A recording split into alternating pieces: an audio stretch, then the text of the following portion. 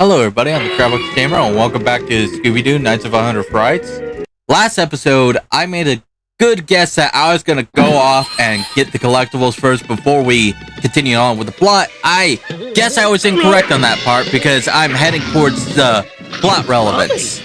Now, we're gonna see the plunger gadget being used. I'm gonna save this clip for later because when we get to that other level, I'm gonna play this and I'm gonna ask you what the difference is. See this right here?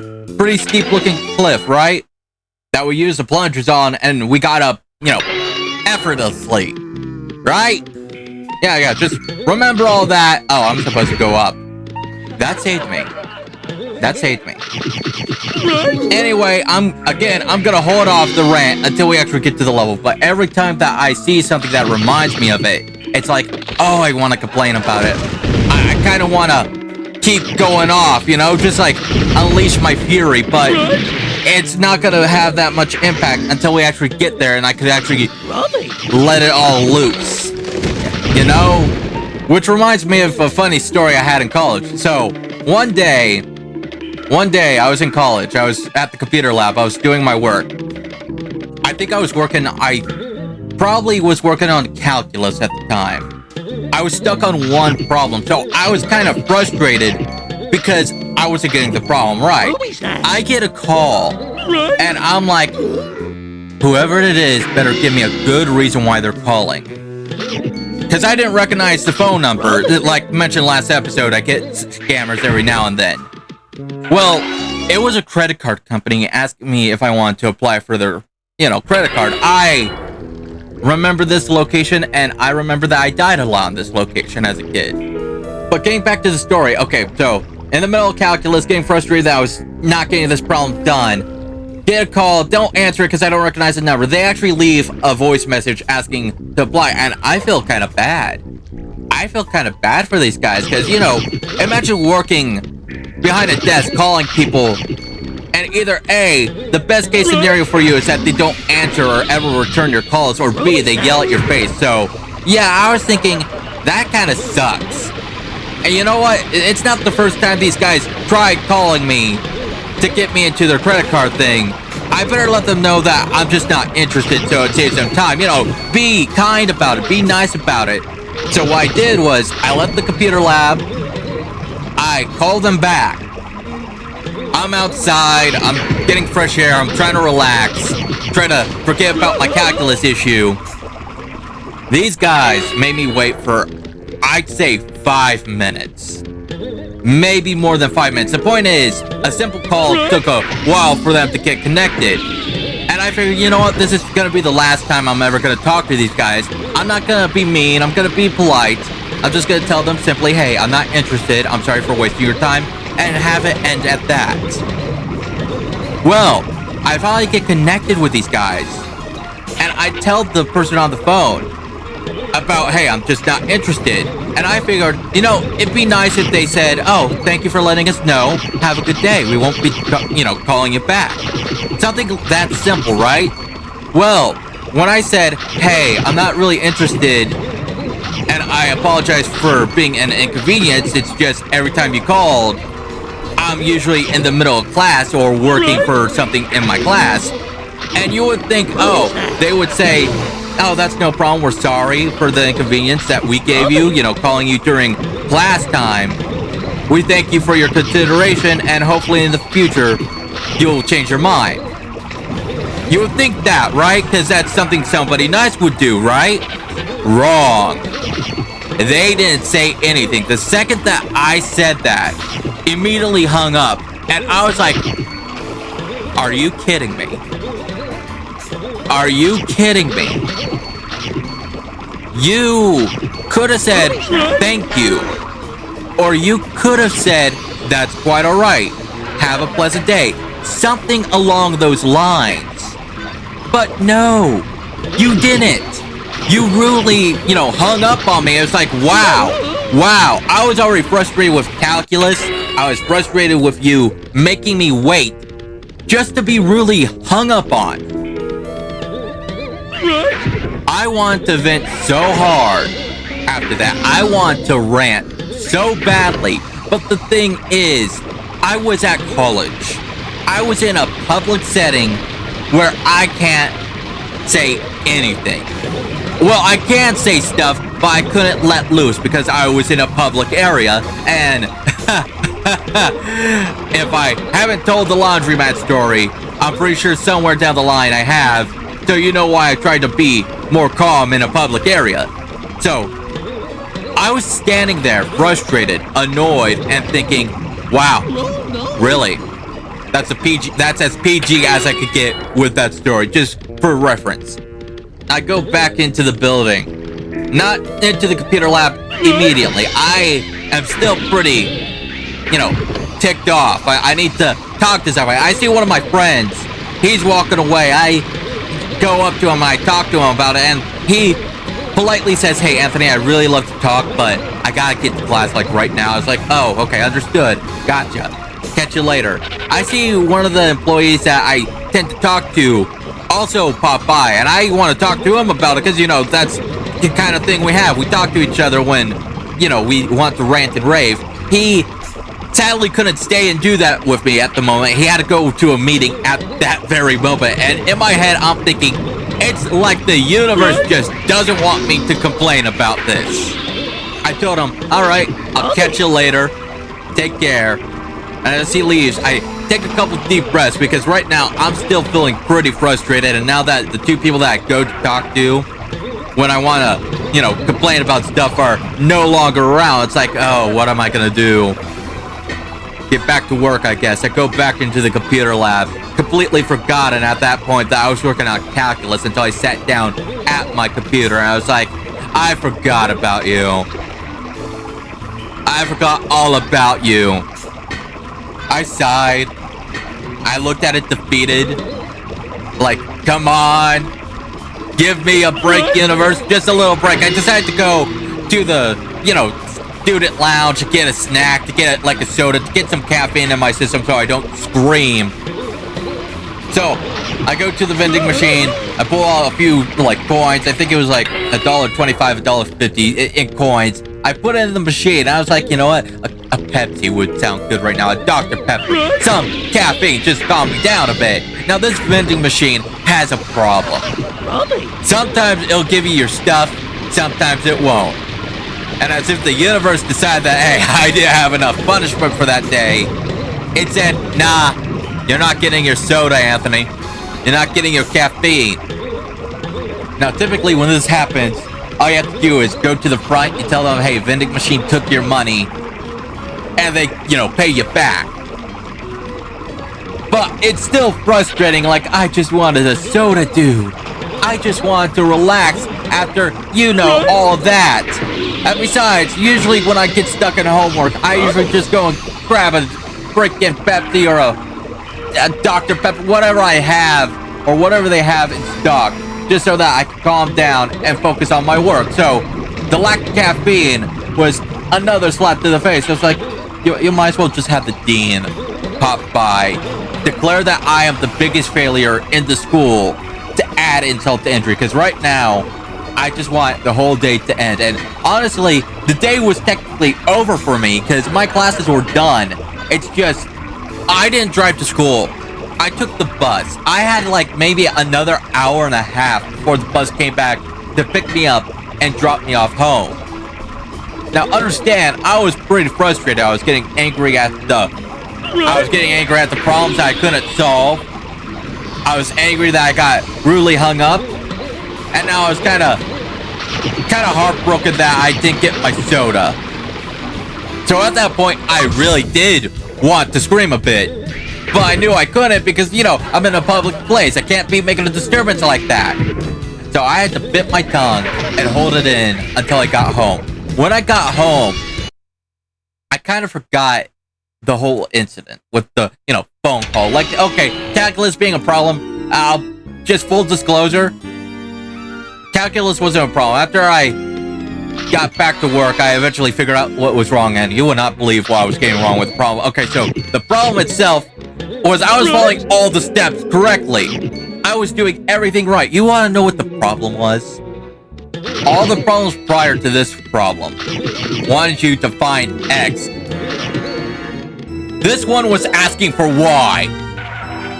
It wanted you to find why, and I was this close on punching out the monitor. Again, I didn't, because remember, A, I'm in public, B, it's not my monitor, so if I, damaged it in any way, you know that they're going to very much bill me for that, and C, if they did, oh, it's probably going to be expensive. Right. It's probably going to be very expensive, so, Right. yeah. Turns out the problem that I was stuck on for like a good hour or so, I was doing it completely right. Except for I wasn't labeling it why. And I told my professor this. I told him, I've been stuck on this problem for an hour. Only for it to be wrong for an entire hour. Then I told him it's because it wanted the term Y. It wanted me to find for Y. It didn't want me to find for X. I've been labeling it X. And then I thought, after this, I better be careful because more problems are going to probably be asking me to find for, Y instead of X. You want to know something? That was the only problem that was asking for Y. Everything else after that went back to X. And I hated that. I was like, you could have just had it be X. If you're gonna introduce Y, then at least have more problems with Y. Don't have it just one problem of having Y, and then everything else being X. Like, I get the lesson. I get the lesson. It's read the problems. Like, always read what the problem says before you finally answer it, because it's stuff like this. But at the same time, it's like, why don't you have more labels other than just that one Y? Have it something out of left field. Have it something, different. I'm trying to figure out how to get thank you. I knew there was a way in there. I knew that little entrance in the front was a red herring, who was also a Scooby-Doo villain, pup named Scooby-Doo. Who was literally the red herring. Anyway, told this to my professor. Despite my rage, I was joking with him about it. So I was at least in some better mood. Still not exactly in the best mood, but still in better moods than I was prior.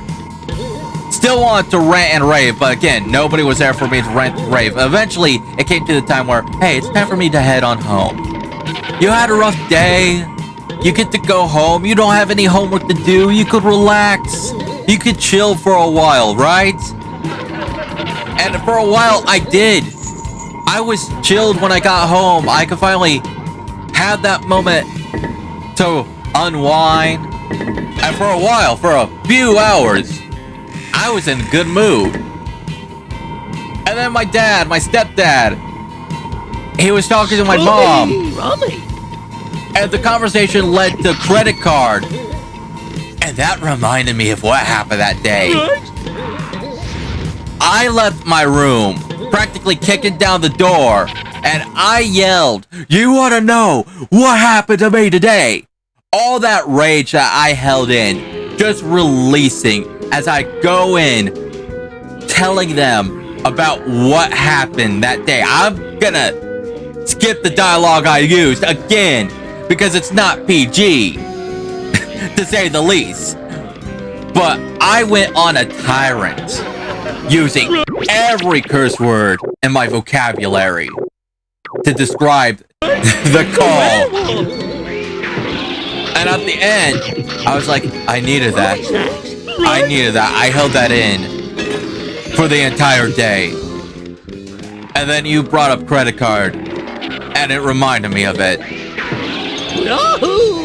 And they were laughing. They were laughing. They were like, Anthony, did you really not expect them? What were you expecting, Anthony? And I was like, okay, in hindsight, I probably should have saw that coming, but at the same time, I was kind of hoping for just a little bit of decency.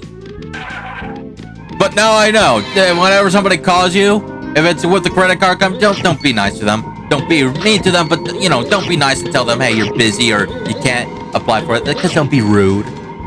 Don't be rude. That's my lesson in this. That's my lesson in this. Whenever you have like a caller like that, just ignore them. Don't even give them the time of day. And if it's a scam caller, do everything in your power to really ruin their lives. Because let's face that, scam callers suck. Scam callers suck.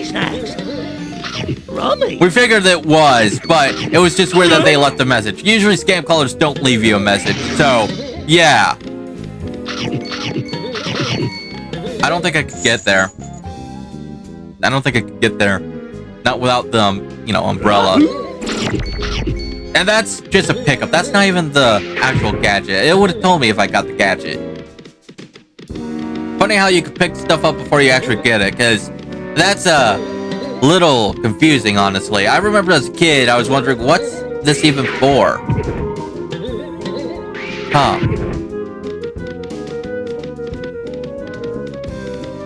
Now, despite what I was talking about in my story about calculus, I did actually enjoy the class because I had a professor who I had for a long time. Like when I first started, my college years, I didn't score high on the math, so I kind of had to start with pre-algebra because it's been a while since I'd done math. I passed that, then I went to algebra with him, and then so forth until I got to calculus. And it was more like pre-cal calculus. He was gonna teach like trigonometry too, but unfortunately he didn't get the part. It was another teacher who, pretty cool. That teacher was cool with trig. Like he was between the two, I liked them both. I liked both those professors. They were pretty cool. They made the class fun. They made it pretty easy to understand. So those two made the hard classes nice and easy to get into. When I first had him as a professor, I'm gonna keep names just in private for privacy reasons. So let's call this Professor Cool, because he was always cool. Professor Cool. It's a werewolf. When he first introduced the class, he said, "Okay, we're gonna be using something called My Math Lab," and I made a joke. It wasn't the first time that I had to deal with my math lab. I had it for I think it was algebra or something, like pre-algebra or something with a different professor completely. Point is, I knew about my math lab, and I knew it could be frustrating at times. So, when he said, "Oh, we'll be using my math lab for this class," I was like, "Oh, you said math lab." I searched up math lab, and now I'm kind of wanted on the FBI list for that. And he found it so funny that whenever we start a new semester with each other, whenever we have a new class with each other, he would always reference that joke. Another joke that he likes to reference is, again, the first semester that I had with him, when we're discussing tests and notes, he said that you can have a single note, but that's just about it. And I was like, okay, I have a question, Professor. What if, just what if I get a contact lens and I write down all my notes on the contact lens? He busts up laughing and says, "Anthony, look, if you're able to do that, you're wasting your time here." He also said, "I also have to check your eyes, make sure none of them are black." Alright, brown eyes, those are your natural color eyes, right? Like you didn't use a special ink to hide any notes in there, did ya? It's like, nope. If I start screaming and holding my eye, I think we all know I did. The other professor, we'll call him Professor Chill because he was a chill dude to be with. Very nice too. Now, he was a professor that liked video games, so we had something to talk about. Like, I like games, he liked games, we got into it about video games. We always had a conversation for video games. Now, one day he didn't come to class, which was weird. Now, normally, when a teacher doesn't come to class, if you wait about 15 minutes and nobody comes up, no substitutes, no nothing, it was free game to go home. I was kind of in a mixed bag here. On one hand, okay, cool, I get to go home after a bit. But at the same time, that's kind of unlike him to just not show up or give us any warnings. Usually he would let us know, hey, I'm not going to be here today. Or if he doesn't, we at least get a notification saying that he won't be in here. It's a Robbie. I don't know what happened. Things were hush-hush, but for the semester, Professor Chill was unavailable. He had a sub for the rest of the semester, and what made it weird for me in particular is that the one employee that I was talking about earlier, the one that I talked to frequently, he kind of gave me a heads up that, hey, Professor Chill's not going to be available for the rest of the semester. Scooby-Doo! And we were... these creeps! Do something, pal! Use your head! Use your 1% of your power to stop the fire and get rid of them. I know you could do it. Anyway, the employee dude, he basically told me, hey, you have his class, so I'm gonna have to ask you to not get a hold of him for the time being. And I was like, that is kind of weird to ask. Like, is everything okay? Is something going on? Because that's a weird thing to tell somebody without getting a little, worried for them. Until this day, I still don't know what happened. I don't think it was anything too bad. We can get out of here. On the grounds is that about the next semester, I did see him again, and he was looking in good health. I didn't have his class again, but I did see him around. I was like, okay, it's good to see you. I'm glad that you're back. Now, a part of me wanted to ask him what happened, Did it, Scoob? but another part of me said, what's going on? Zoinks! Oh, I remember this part too. See, at this point, my mom was watching me play, and she was no longer helping me since I got a little good. And when she saw that, she was like, there he goes again, getting chased down. At least this time around, he has a reason of leaving us. I was like, yeah, it's sad though. But getting back to the story, I could have asked him what happened, but a part of me was like, if it was that private, on where even employees said not to contact him, then it was probably something pretty serious. So I did not ask him. I just said, hey, I'm glad that I see you're back. Hopefully we could have another class in the near future. That never really happened, but still, if I have the chance to go back and take another one of his classes, I will, just to see how he's doing.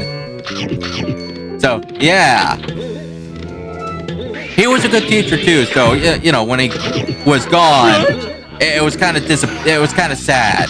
The substitute, I didn't care for. I didn't care too much for the substitute. Substitute made the class a little more tedious than it had to be. So, yeah, the rest of the semester was kind of, I wouldn't say difficult, but it was iffy from my point of view. It's just, he kind of messed with the flow of the class, alright? Like, his way of teaching was different from Professor Chill's way of teaching. Granted, we were halfway through, or close to halfway through the semester being over, so it wasn't like, okay, it's gonna ruin the entire course. But it did kind of mess with the flow of the class, so yeah. Anyway, that's where we're gonna end this episode. Thanks for watching, everybody. I'll see you next time. Take care. Please like and subscribe, and have a happy and safe Halloween.